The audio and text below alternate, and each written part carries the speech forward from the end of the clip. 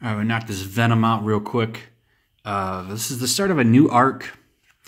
And, man, you know, this is how you know this is going to be good, because we're on issue 9. Now, usually in Marvel books, the art goes to crap after a little while. Not this book. This book is selling good, so I think that they're going to keep the quality up.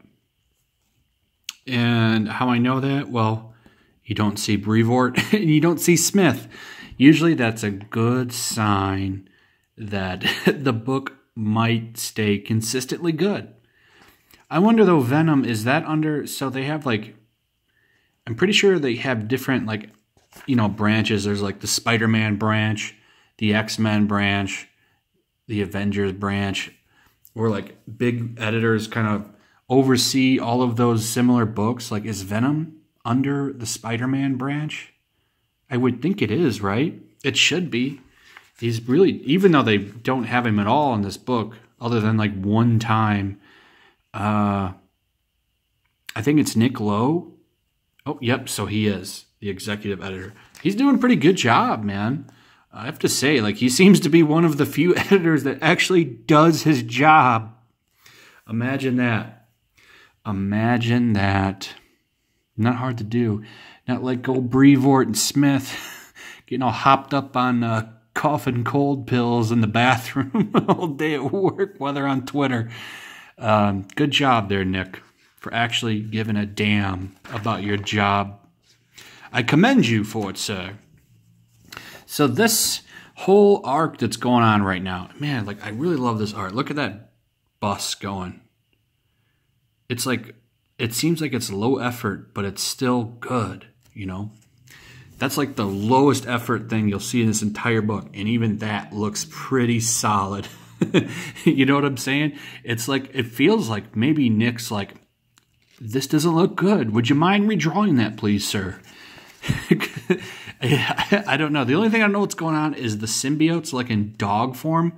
I don't know what that's all about. Usually it's attached to them. But the whole premise of this issue and this arc, you see it's called The Abyss, and I think that's for a reason, because he's lonely.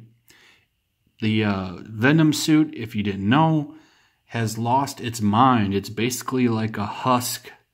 It just runs on instincts, and it protects him. It's even going as far as like changing his memories. So if he has a bad memory, it wipes it out. So he forgets things. Like when he was on prison, like while he was captured in the previous 2 issues, like he didn't even know how long he was there because the symbiote just kept erasing his painful memories. It's really it's an interesting concept, and I wonder how long it'll be till he gets it back, because you know they're going to fix it. So like pretty much the whole premise of this issue is him kind of dealing with his father, who he has big problems with. It's shown that basically when he was a kid, his dad, like he got hit by a car, and paying for the medical kind of ruined his dad. Like he could never get out of debt from it. And we get to really see a hateful relationship between him and his father. And that's really the running theme of his book. And normally, you know, I love action and over-the-top stuff like that in a comic, but I also like a really good story. And I gotta say, like, this Venom book, through and through, like, it's really like, so we had 7 issues of like solid action of him fighting the god symbiote, and now we're kind of in a downtime arc with him kind of figuring things out, and we got him soul searching, and it's a perfect place to have it. The pace of this book has been really good, and you got to take your hats off to Donny Cates for like being able to make this work so well. Seeing like this family drama is really good, and the way he wrote it, like you could really see and feel the frustration between him and his father, and like seeing how his father reacts to him as the Venom outfit. And it also had some interesting stuff here with this kid that pops up. He had no idea, Eddie had no idea he had a brother. And there's something that happens at the end, I don't want to spoil it, where it's going to lead into the next one. Basically, he's going to have to go confront his father again, and it'll be interesting to see how that turns out. This is a solid issue, as always. I've really been digging this run. I think this and the Immortal Hulk are for sure, and I say it a million times, the best two books at Marvel and almost in comics right now, at least among the big two.